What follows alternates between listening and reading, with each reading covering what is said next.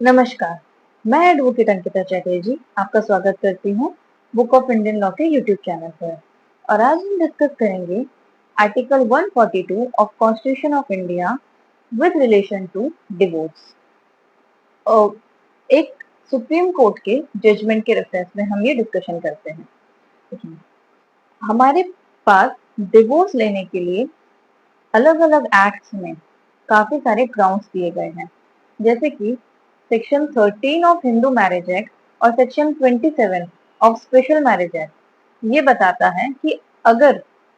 किसी भी पर्सन को डिवोर्स चाहिए अपने स्पाउस से, तो उसके पास कुछ कंडीशंस होने चाहिए, जैसे कि अडल्ट्री, क्रुएलिटी, डिजर्शन, कन्वर्जन या प्रिजम्पशन ऑफ डेथ। अब मान लीजिए किसी पर्सन के पास इनमें से कोई भी ग्राउंड अवेलेबल नहीं है,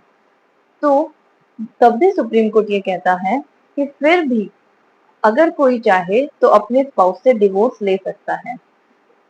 एक केस में जो पिटिशनर थी, द वाइफ, उन्होंने पिटिशन फाइल किया अपने हस्बैंड के अगेंस्ट कि उन्हें अपने हस्बैंड से डिवोर्स चाहिए। बट लोअर कोर्ट ने और हाई कोर्ट ने उनके इस पिटिशन को ये कहते हुए रिजेक्ट कर दिया कि आपके पास डिवोर्स लेने के लिए एक्ट्स में दिए गए ग्राउंड्स में से कोई भी ग्राउंड अवेलेबल नहीं है, तो हम आपको डिवोर्स ग्रांट नहीं कर सकते। अब जो पिटिशनर होती है वो इस हाई कोर्ट के जजमेंट को चैलेंज करते हुए सुप्रीम कोर्ट में अपना पिटिशन फाइल करती है। और सुप्रीम कोर्ट ये देखते हैं कि जो पिटिशनर और उनके हस्बैंड है, अब उनकी शादी में इतना ज्यादा प्रॉब्लम आ गया है, they were not living together as husband of और and wife for more then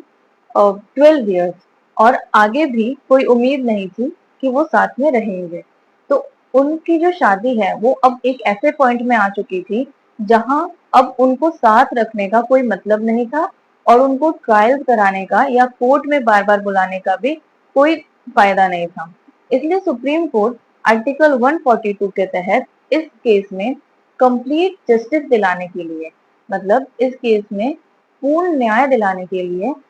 petitioner को डिवोर्स ग्रांट कर देती है और अलाउ करती है कि वो विदाउट एनी ग्राउंड भी अपने हस्बैंड को डिवोर्स दे सकती है और अपने हस्बैंड से अलग रह सकती है। साथ में सुप्रीम कोर्ट ये भी कहती है कि उन्होंने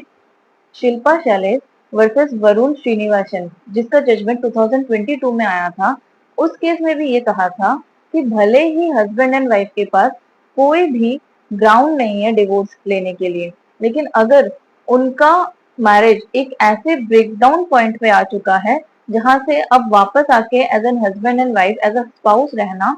उनके लिए पॉसिबल नहीं है, तब भी वो डिवोर्स ले सकते हैं। और